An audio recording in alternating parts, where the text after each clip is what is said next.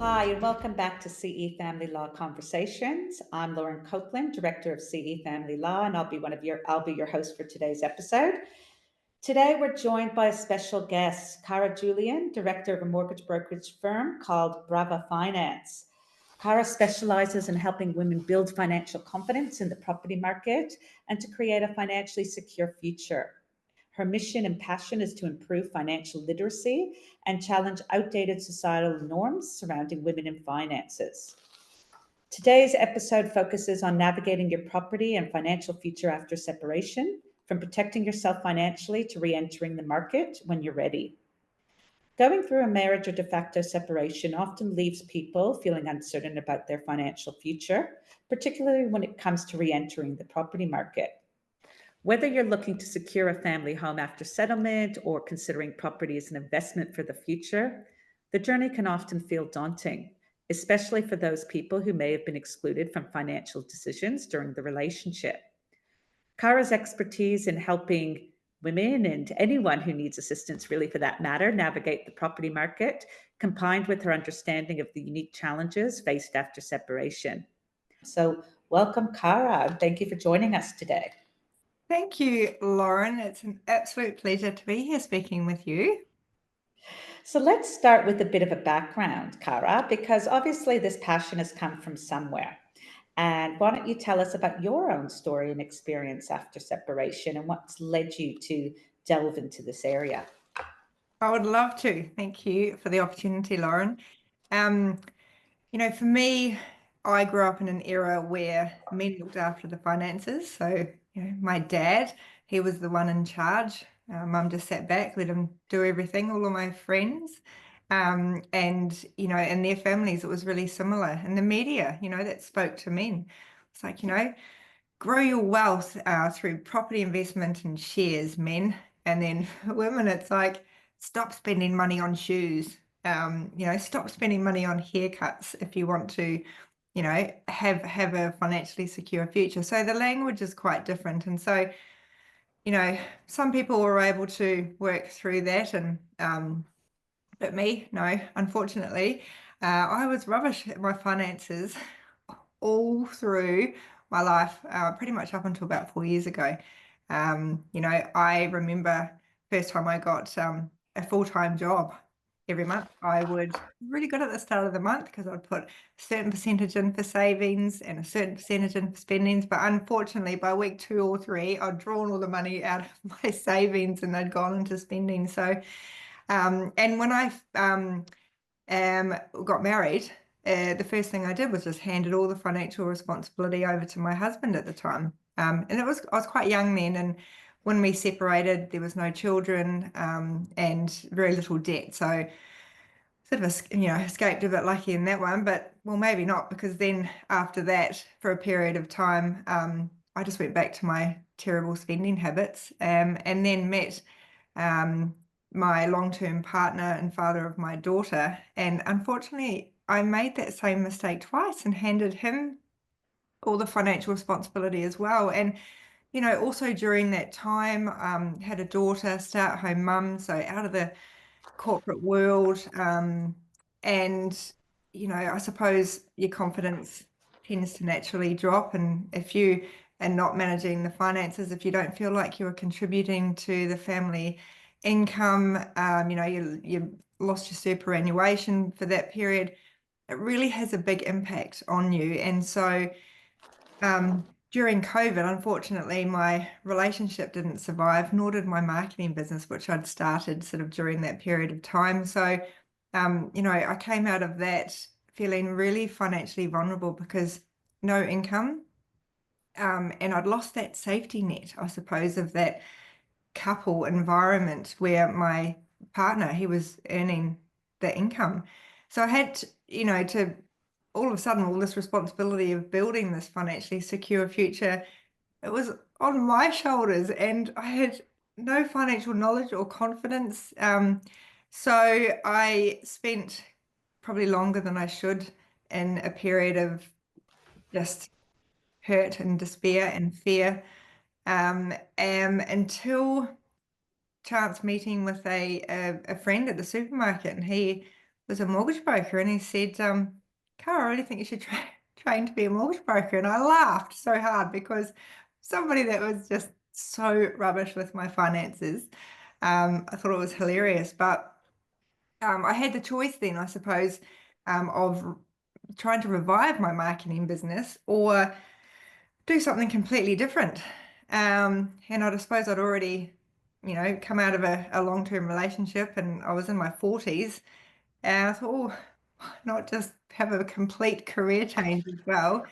And so once that was really good for me because it helped sort of give me that direction and that ability to take that first step, which is really important, because you take that first step and then it helps you take the second and it builds the momentum. But once I'd done the study required to be a mortgage broker and started working in that space, I was like, conversations I was having, I was thinking, well, my experience is probably, becoming more the norm than the exception now. And there are so many people, and I say particularly women, because that has been in my experience, and there's a lot of stats out there to prove that we do have a problem with financial literacy. And so I wanted to change that. I wanted to actually make a difference. I wanted to be able to help other women that had been in my situation.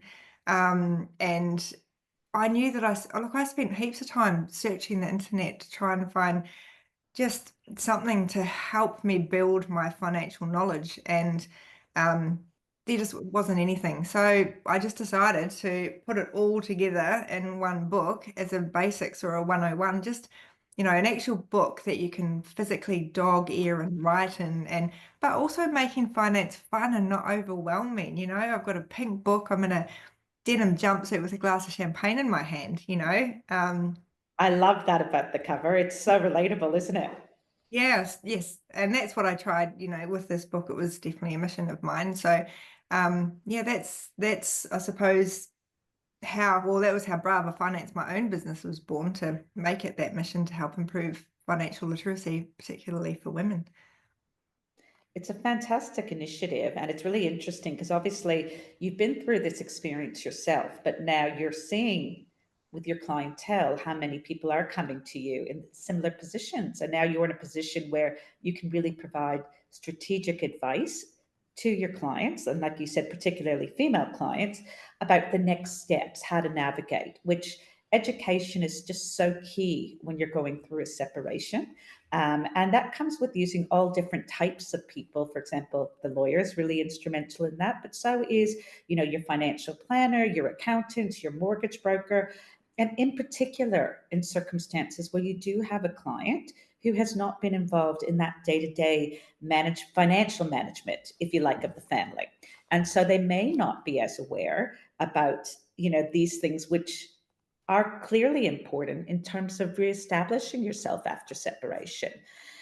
Now, Cara, let me ask you this. For clients or female clients who come to you, well, actually doesn't need to be female, it can be either or, but for clients that come to you and say, I want to keep my family home at all costs, what are your thoughts on this from a financial perspective or from a mortgage perspective in terms of that level of liability? Look, I can completely understand the reason or the want for that. It's a really difficult time when you've come through a separation and you're still healing, and managing all of that. It's a really difficult time to be making such a large financial decision. And there's so much extra stress on you, and it's most likely the biggest financial commitment that you'll make. And so I see, and I've seen it before, where there's been no amount of conversation or I suppose advice from me, where people have gone ahead and done that, and then a year later it's just been, they've called me saying it was, in hindsight, the worst thing that they did. Like, ideally keeping the family home to keep the family together, or the separated family together. That Sure. stability for the kids is always top of mind, but the fact is that you're having to go out and you're having to work more than you ever have, most probably, in your life, to be able to pay the mortgage repayments. It adds so much stress, and so it takes away from that ability to heal properly, to be present with your kids, during a time of upheaval and uncertainty, that does need to also be factored into that as a decision. So I always try and, I suppose, talk from, when I was going through it, and, I wasn't Sure. able to keep the family home, and, it's been probably a godsend because I've been able to focus on myself and my daughter. But Sure. what I like to do with my customers is show them and create a roadmap. So, it's not just, oh, I lose the family home, that's it, I'm never going to be able to get back into the property market. So, Mm. when they reach out to me, it's looking at their borrowing capacity, it's understanding, once they've gone through that financial settlement, how much money that they will potentially have to put towards a deposit. And so we can look at their situation now and then look at, how long it's going to take them to be able to afford the property that really is within their capacity and their budget. And know that, then they know that 12 months time, 18 months time, whatever it might be, they can see that it's going to happen. And I think that helps a lot of people sort of take a step back and go, okay, let's look at this. And it's not because I can't have the family home now, it doesn't mean that, that it's over. Yeah, that's a really interesting point because I do think the intention with keeping the home is always a positive one. It's usually, primarily from my experience, to keep children in some form of stability that they've become, that they're used to, and that they've called home. But I guess the question is at what cost? And it's not just financial cost, is it? It's you've got the emotional cost, you've got the stress. You're as a separated parent also learning to adjust to a new regime, and certainly working harder than you ever have to keep that home, is time away from your children. And it's also stressful for you as a person. So that's a really interesting point that you raise. Sometimes we do see this period after separation where, the home is sold, or, one party retains it. And there's a period where the other party will need to either get some rental accommodation, Airbnb accommodation, or purchase a home. And, we often get, oh, I don't want to rent it. It's paying off someone else's mortgage. It's just not financially sensible. And I've always kind of, if you like, been told renting is in some ways bad. What are your views on, a party taking a rental property for, let's say, a period after 12 months, just to potentially just reset and calm and stabilize the family unit? Because like you said before, it is such a huge thing in someone's life to go through a separation and divorce. And again, I can appreciate the financial advice may be that renting isn't always the best decision, but is it more than just a financial decision? Is it that kind of period of resetting? Oh, 100%. And sometimes, like, I rented, for a period of time, and it does need to be a point where you make peace with that.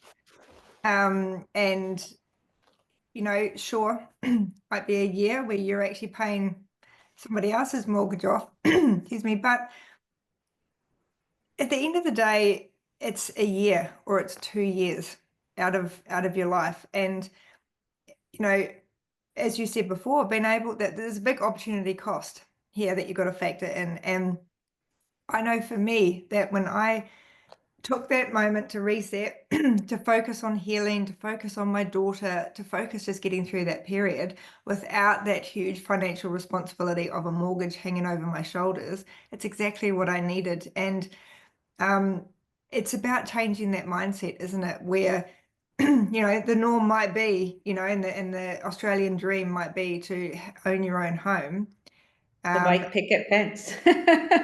with the white picket fence. Yeah. But at the end of the day, it's about stepping back and factoring it all in instead of making a rush decision, and not looking at renting as a negative, actually looking at it as a positive. For me, it was the best thing I did because, as I said, I could reset, I could You could heal, breathe again.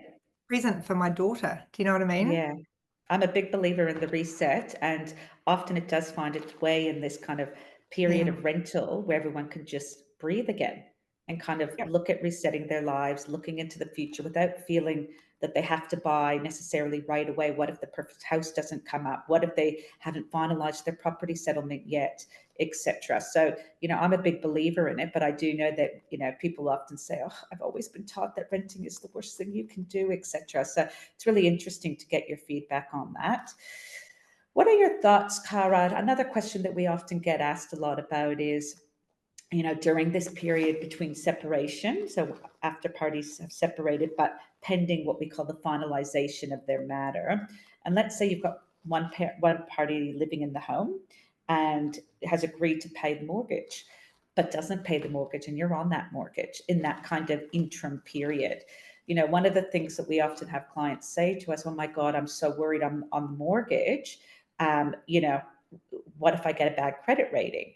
And certainly as the family lawyer, we give the family law advice, but I'm interested to kind of hear your feedback about, credits and loan protection for somebody who is on a loan in this kind of pending separation period before they finalize their matter, and what potential risks could be.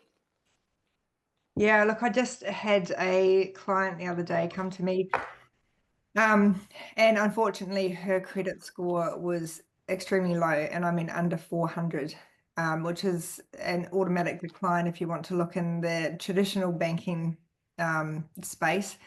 And she shared with me her story that she was forced to move out of the family home, and as you said, still liable for that mortgage. And unfortunately, her ex just did not keep up with the mortgage repayments, and so then all of a sudden she's left with a bad credit score, and then she's wanting to move on with her life and purchase her own property. And I think the key is, again, it's education. You come, out of a marriage or a partnership, and it's just such a horrible time, and your mind really is all over the shop. And you don't know what you don't know. So I think the most important thing is the education factor behind what can happen to your credit score. And people often don't even think about their credit score, to be honest, but there's lots of things that can impact it. Even, for example, every time you make an inquiry for a loan, then every time that essentially deducts points off your credit total. And there's no rhyme or reason as to how much or whatever it is. But if you desperately try and find a personal loan for something or a credit card and you want to just shop around, yeah, that impacts your credit score as well. I digress a wee bit, but even, somebody that all of a sudden is 18 and an adult and has the ability to go out and get a credit card and personal loans, it's just there's not enough education there to have them understand the impact on your credit score, and what that means for, your future if you want to go and buy a Credit property. scores is so important. It is such an important thing. And one of the things I just would say in terms of being the family lawyer in that circumstance, because sometimes people are unrepresented and they don't know about what their rights may be if this is something that happens during the course of the separation, where they move out, they get a rental, and there's some assumption that the other party who's occupying the home will pay the mortgage and other rates and so forth, and yet they don't. And they may actually, the person who's moved out may have no knowledge that it hasn't even been paid because the mail may be going to the other party. Is when there's a family lawyer involved who can advise that party, they would be able to say to them, look, if the mortgage isn't being paid, then we really need to look at what we call the interim sale of the home, because we don't want that situation. If nobody can afford to keep up with the mortgage repayments, there is question about that, whether that person can even pay out the other party. And therefore, we do have to look at not only selling the home because no one can afford to keep the home potentially, and certainly make the mortgage repayments, but also to protect that other party's credit, because it is extremely important in terms of understanding borrowing capacity moving forward if you have a bad credit score. So whenever I have a client who comes to me and raises these sorts of concerns, we either try and get agreement or some form of a legally enforceable document where we have one party who is legally obliged to pay the mortgage. And even though the banks or the lenders are not bound by that, more often than not, there's once somebody agrees to be bound, there's usually not an issue, not 100%. You have the odd case. However, if there isn't that capacity to pay, then we try and get agreement to sell the home, because we don't want to see parties get into a situation where you have the banks knocking on your door. I mean, that's just dreadful for both of them, but certainly for the person who thinks that the mortgage is being paid because that other party's occupying the home. We have to think about things like their credit, because there is life after divorce, and we want to make sure that they have good credit scores to be able to move forward financially.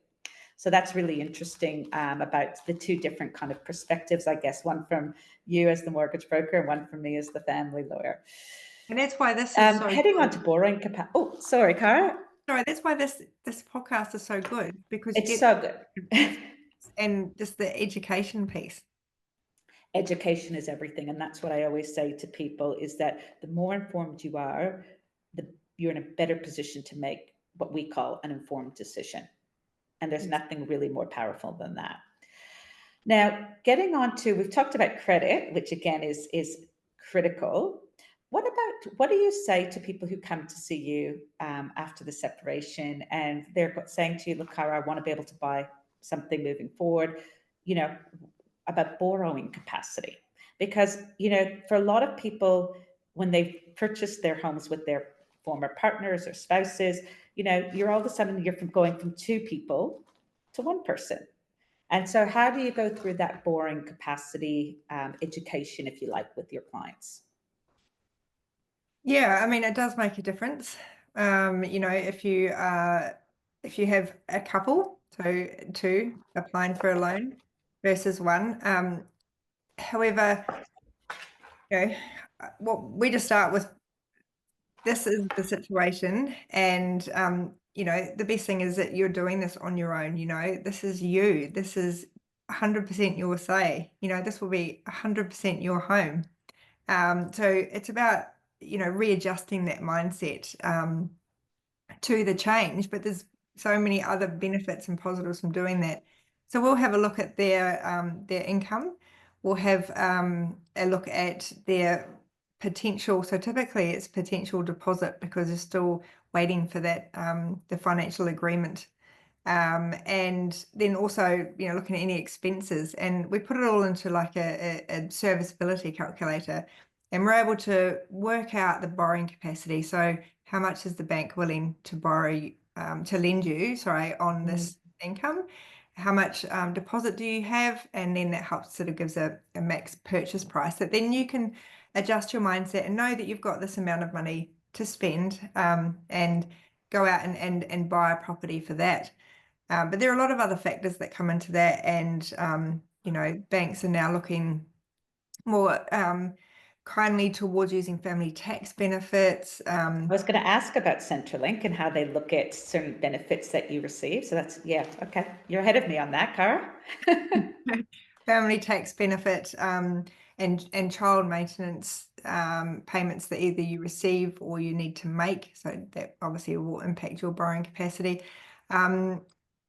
Majority of lenders will use that income up to the age of 13 for the dependents. However, the good news is that there are lenders out there now that are using it up to the age of 18, which is fantastic.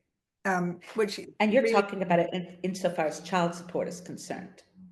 And family tax benefit, both. And family tax, okay, for both. Yep.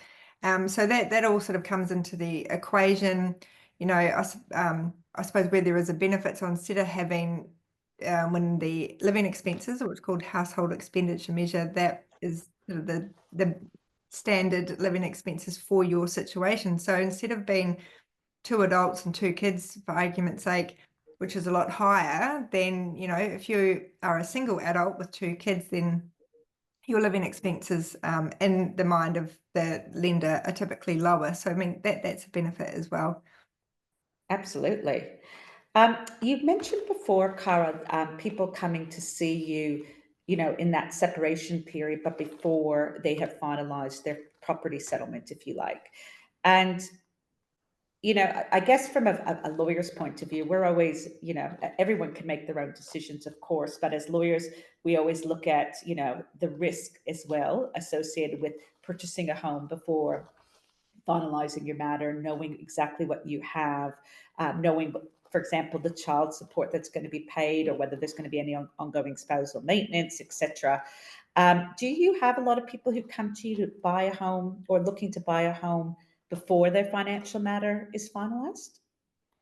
No, most people will come to me during the process to work out whether financially they can afford to refinance the other party out, Yes, um, okay, of course. to take their name off the title and the loan. So it's about getting that information so that you understand moving forward what your position is and your financial position, which will sometimes help perhaps with the negotiation during that process. But we can't really do, our hands are tied until that financial agreement has actually been set, because there's no guarantees on the numbers, potentially a cash amount so that you can use that for a deposit. But also most of the banks actually require a copy of that, whether it's the consent orders or binding financial agreement to prove, and to show that that process has been achieved. So it's just a really great information gathering stage for Yes. anybody during that period to know, moving into this, financial agreement negotiation, you know your financial position, and obviously that's going to help. Well, it's interesting because increasingly we're getting clients contact us saying, "Oh, I need copies of for my mortgage broker. I need copies of my signed documents." And whilst we have at that particular point in time what we would call an in principle agreement, so we've agreed on, if you like, the terms, and then the lawyers go away and we draft everything up, and it's usually the details and the details we're working out. And I have to say to clients, well, it's drafted, but it hasn't been signed yet, and we're going backwards and forwards, looking at amendments and so forth. And so increasingly, that we are getting asked for signed copies of these documents for mortgage brokers, for parties to provide to their mortgage brokers or accountants or whatever the case may be. Is this a standard industry request that you find that most banks or lenders do require that? Definitely. So if you think about, one of the parties decides that they want to purchase a property. So we go through the pre-approval based on potential. So income's normally pretty set, but potential monies that will be received as a part of the financial agreement. So you think you get a pre-approval, you go out, cool, buy a house, sign the contract of sale, Yes. and then you've got your settlement when that money is due. So if you aren't 100% sure that you're going to actually get that money at the end of the period, then you're taking a really big risk. So your I deposit couldn't agree more. I is mean, on as the a family lawyer, I get very nervous about that. yeah. So the banks will most likely want to see either the funds to complete or the deposit already in the customer's bank account before giving the pre-approval, or in this situation, if it's going through after divorce or separation, they need to see that the customer is going to get that money in their bank account before settlement. So it would be a condition of settlement. Is to show them a signed copy of either a consent order or a financial agreement. Yeah. Is that, Cara, primarily just to look at the assets they're retaining, or is it also in some ways to look at serviceability? Yeah, so setting the income aside, because that's typically as the individual, Yes. but there might be some joint credit cards. And so when we do the borrowing capacity calculations, if as a result of the financial agreement, the credit cards are going to be closed and cancelled, then we can move forward with not having that as a liability. Absolutely. Or coming off a loan, Yeah, potentially. so exactly. So all coming off the loan. So the bank needs to get eyes on that financial agreement. Actually, it's not a condition of settlement. It's actually before they will give the pre-approval, because they need to see eyes on it. They need to know. And then often before the property can settle, whether it's a refinance or a purchase, then they actually still need to see whether it's a mortgage discharge authority, or whether it's a confirmation letter from the bank that the credit card has been closed. So they're not just going to take your word for it, but they can sign off if they know that it's actually been signed off from and lawyers in the court that that is actually going to be the case.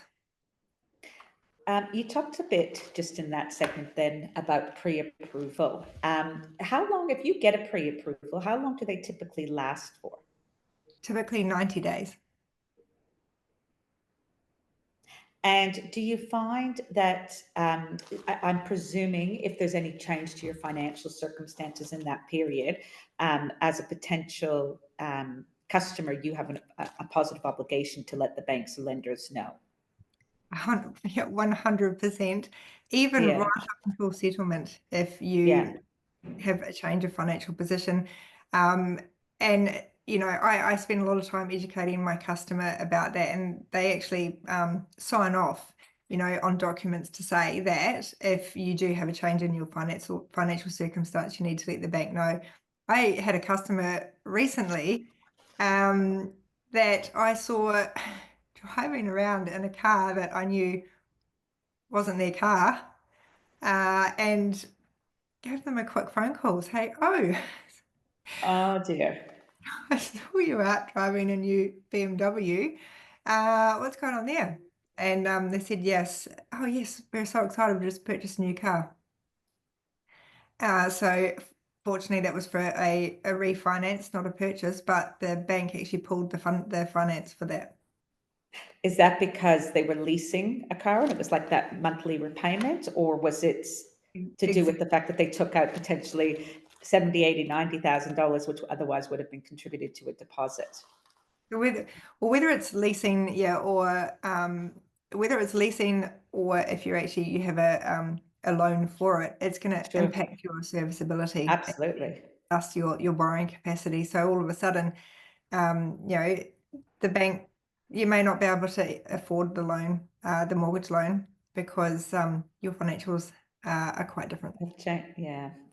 And I guess that goes to my next question I was going to talk to you about these financial mistakes that you see as a broker post separation. So in that kind of 12 to 24-month period where people are potentially trying to get back on their feet financially and potentially get back into the market, what do you see as the biggest financial mistakes that people tend to make after separation in that period?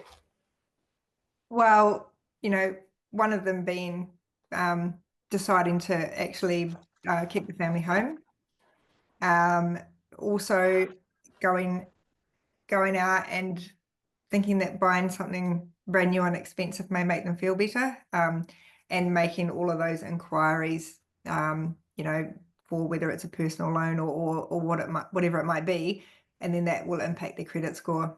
So it's just best not to make any large financial decisions during that period when your mind is impacted. Fine to go and treat yourself, but that doesn't have to be something crazy expensive, or feeling that they can open a credit card in their own name. But then having a credit card is fine if you can pay it off every month. But I've seen situations where a customer's got a credit card with a good intention to pay it off every month. However, unfortunately, things just got over top, that just probably didn't spend the time thinking about their budget, and then all of a sudden needing to start paying interest, and it all just becomes too much. So yeah, I think So, my main point is don't make any major financial decisions when you're during that period of time. So I guess when you're talking about treating yourself, you may be talking something like more along the lines of a nice massage, not maybe buying a car for $80,000. Exactly. A bunch of flowers. Love flowers. Flowers are always lovely to treat yourself to. Because I guess trying to get it right at the beginning, if possible, is always really key. It's not always possible, and sometimes people make decisions with all the best of intentions, but like you said, it gets on top of them, and then they have another issue that they have to contend with, which in that particular case you were referring to is the interest on their credit card. I guess from your perspective, having been through it, but also seeing these kinds of mistakes, what would you say are the best practical steps people can take in that 6 to 12 months post separation, insofar as thinking about property and getting back into the market? You mentioned it earlier, in that building that support team around you, building a team of professionals that they do that job day in, day out. So, you know, unless you're wanting to try and learn everything yourself, it's just not the smartest move. And, having that family lawyer to help guide you through the process, because you can be looking back in 5 years' time and wishing that you had done it differently or wishing that you had a different outcome. Yeah, that's particularly frustrating. So when you've got the opportunity, when you're going through it, your mindset, and your mind is completely elsewhere. It's about getting the crew together. So it's a family lawyer, a buyer's advocate, or real estate agent, financial planner. You've got potentially money coming in. What's the best strategy to use that to help build that financially secure future? A mortgage broker, maybe even an accountant, particularly if you have your own business, building that support crew that is able to hold your hand and step you through it. And during that process, that's when you actually learn and increase your knowledge and your confidence and your curiosity. And as you said, you make more informed decisions, smarter moves, and yeah. I couldn't agree more. We call it our professional support team. And whilst, of course, our role at CE Family Law is very much on the legal side of it, we are often engaging with other professionals, accountants, financial planners. Sometimes it might be a psychologist. There's so many different people that we work with, mortgage brokers, to assist parties to make the best decisions for themselves to move forward. And it is so key to have that advice, because advice is information. Information is that empowerment to make an informed decision. So I'm such a big believer in all of that. And sometimes I do find with the mortgage brokers, I have to say, clients come back to me and go, "Oh my God, Lauren, I can afford to buy a house. I never thought I'd be able to buy a house again."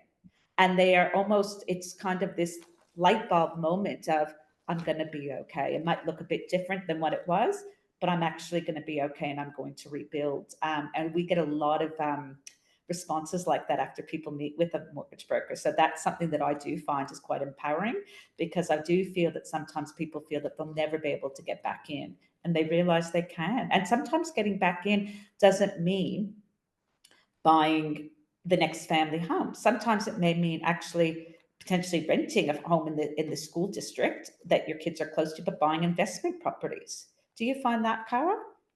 Definitely. And there's a term for that. It's called rent vesting.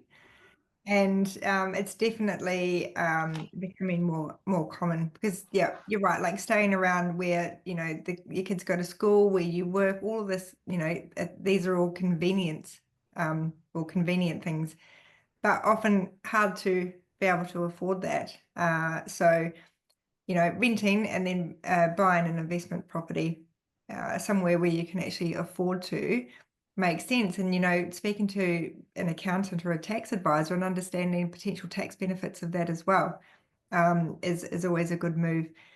But it's about opening your mind to different options, but challenging that outdated mindset, and having someone to support you. As I said before, your mortgage broker, they can help you understand. They know lots of different lenders, one that that may work for your scenario, and building that game plan or that roadmap to getting you from where you are now to where you want to be is really important for helping your mindset during the process.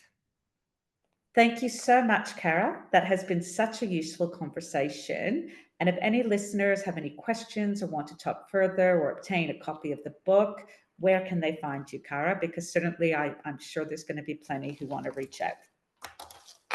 Okay, so a copy of my book, I don't think I mentioned before, but I provide this as a free resource, and my goal is to give away 1,000 copies a year, because education needs to be accessible for everyone.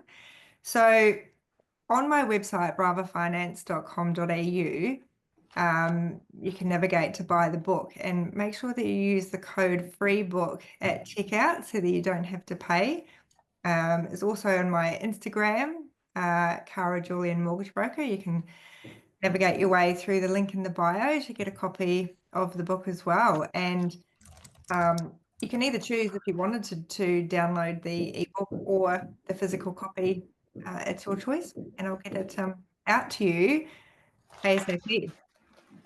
That's just fantastic, Cara. Your passion and your dedication to getting people, and particular women, back into the property market after divorce. And certainly that level of education, which I'm such a strong advocate for, is just so inspiring. So thank you for joining us today. It's been not only informative, but again, from my perspective, inspiring. So thanks, Cara. Thank you, Lauren.